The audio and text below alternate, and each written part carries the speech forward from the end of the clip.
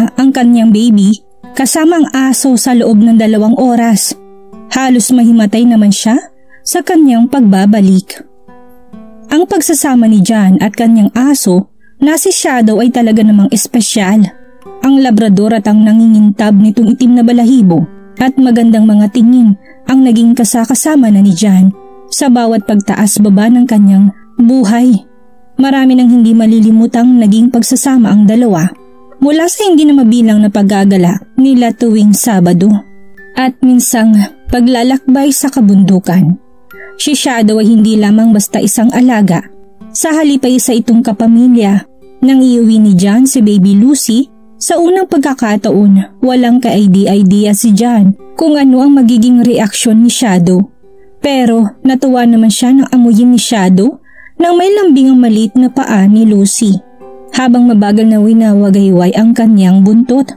Simula ng araw na yon ay tila naging responsibilidad na ni Shadow na protektahan at pangalagaan ng sobra si Lucy. Madalas siyang makikita na nagpapahinga sa tabi ng crib ng sanggol at masigasig na nagbabantay. Tila alam din ni Shadow ang pagiging malapitin pa sa disgrasya ng kanyang bagong kaibigan. Kaya naman marahan niya itong iniingatan sa bawat pagkilos. Isang tanghali, nang si John ay napaharap sa isang malalang problema, ang matinding pagtitiwala niya kay Shadow ang nagsilbi niyang inspirasyon sa kanyang pagdedesisyon. Isang hindi inaasahang tawag ang dumating kay John, may kinalaman sa kanyang trabaho. Isang agadang krisis sa trabaho na kinakailangan niya mabigyan kaagad ng atensyon. Matapos na mapagmasdan ni John si Lucy na nasa mahimbing na pagtulog, si John ay nag-isip ng kanyang dapat na gawin. Pwede niyang isama ang baby pero magigising ito sa proseso at isasakay niya sa kanyang kotse at madadala niya sa magulong lugar ng kanyang pinagtatrabahuhan. Ang iwanan si Lucy sa isa niyang kapitbahay ay hindi rin po pwede dahil kalimitan sa kanila ay may abala din sa kanya-kanya nilang mga trabaho. Dito na napunta ang kanyang atensyon kay Shadow. Nakahiga, tila bukas ang isang mata na animoy nagmamasid sa bawat ginagawang pagkilos ni John. May isang hindi matatawarang pagkakaunawaan si John at kanyang alaga. Bunga na naging respeto nila na hinubog ng naging pagsasama nila sa loob ng maraming taon. Dito, ilang beses na inalala ni John kung paano napatunayan ni Shadow ang katapatan nito sa kanya. Gaya ng mga panahong sila'y nag-hiking kung saan si Shadow ay bigla na lamang nagtatatahol ng walang tigil. Napag-alaman ni John na binibigyang babala lamang pala siya ni Shadow dahil sa ahas na muntik nang tumuklaw sa kanya. Agad nilapitan ni John si Shadow, niyakap at binilinan. Bantayan mo siyang maigi ha.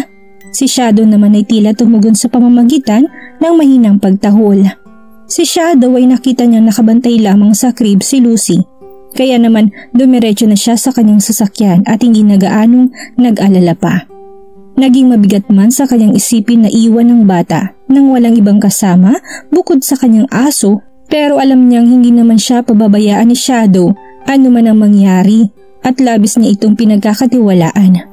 Hindi naman niya inaasahan na magkakaroon pa siya ng ilang problema sa kanyang biyahe kagaya ng traffic. Ang bawat paglipas ng minuto ay nagpapalawak lamang lalo sa kanyang pangamba. Tumitig lang siya ng seryoso sa kanyang relo at minamasdan ng bawat pagtakbo ng segundo. Dinadama ang bigat na dinadala ng kanyang dibdib. Nang siya ay makauwi ay nagmamadali na si John na makita ang pambungad ng ngiti ng kanyang si Lucy o ang nasasabik na pagsalubong ng kanyang minamahal na alaga.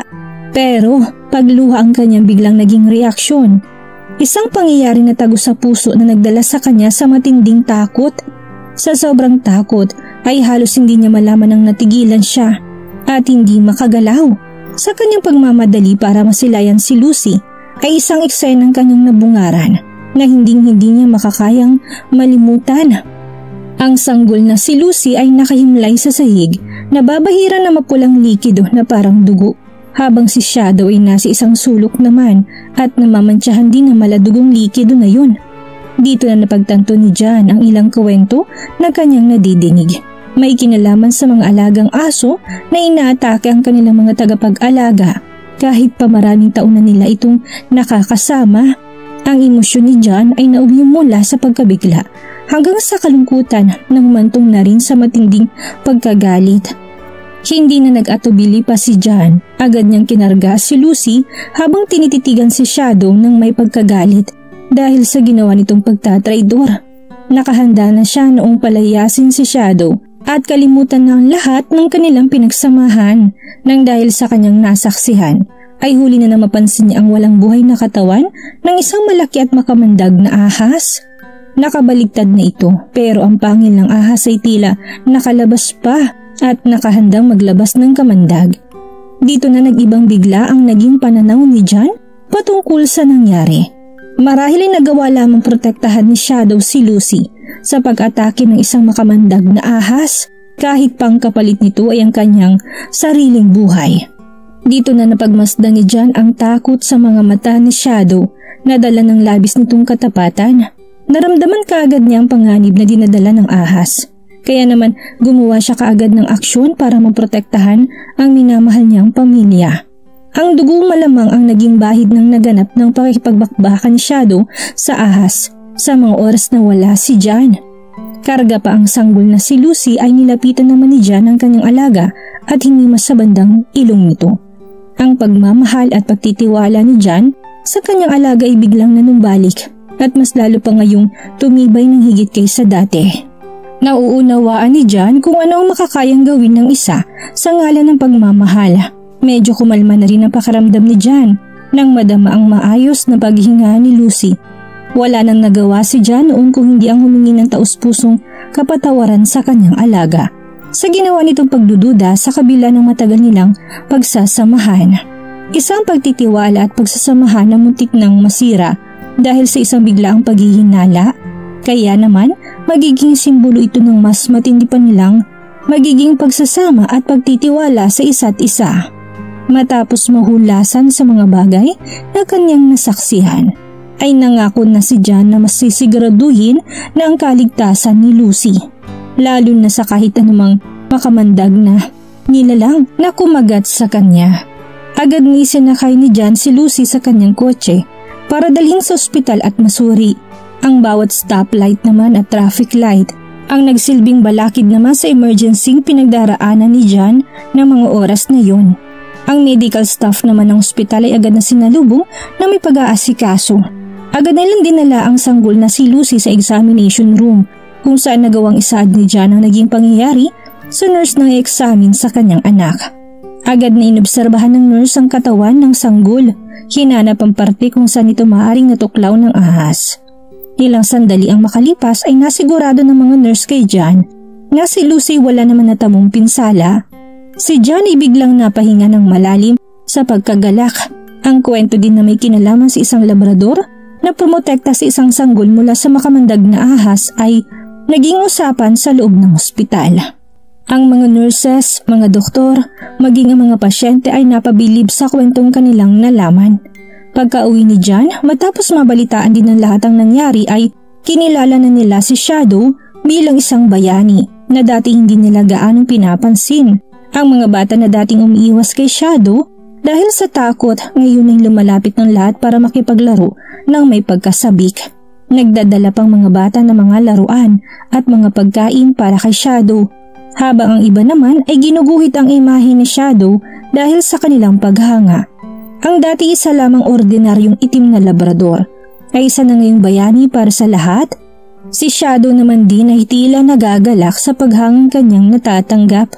Mas lalo pang tumibay ang kanyang pag-aalaga ngayon, hindi lamang sa kanyang amo kundi maging sa sanggol nito na si Lucy na handa niyang protektahan anuman ang mangyari. Ang ginawang pagliligtas ni Shadow ay hindi lamang nagpaligtas kay Lucy, kundi naging imahe na rin ito ng kanilang pamilya. Mas nanaig na ngayon sa puso ni John ang pagmamahal hindi lamang sa kanyang anak, kung hindi maging sa kanyang matalik na kaibigan. Ang bawat sandali ng kanilang pagsasamahan ay mas lalo lamang lumalalim habang nagtatagal. Ang bawat matamis na paghalakhak naman ni Lucy ang nagsisilbing puso ng kanilang tahanan. Lumaki si Lucy sa storya ng kanyang matapang na guardian angel sa katauhan ni Shadow. Isang kwento ng totoong pangyayari na tiyak tatatak sa kanyang isip at hindi niya magagawang makalimutan. Nang si Lucy ay ganap na naging bata, sa isang maaraw na tanghaling noon habang si Lucy ay nakikipaglaro kay Shadow ng fetch sa kanilang hardin gamit ang isang bola. Doon napadaan ang isang nilang matandang kapitbahay na si Mrs. Anderson. Minasdan niya muna ng ilang saglit ang dalawa habang naglalaro. Pagkatapos ay tinuunan nitong kanyang pansin kay John. "Kamusta John? Natatakot ka pa bang iwan ngayon si Lucy kay Shadow?" "Hindi na ngayon. Wala nang takot na babagabag sa akin sa kahit anumang pagkakataon, kahit na anong araw man." Ang kwento ni Lucy at John at Shadow ay hindi lamang isang istoryang pampamilya na kumalat sa kanilang komunidad.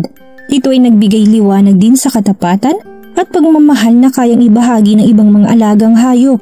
Isang pangyayari na tatatak sa isipan at puso ng lahat.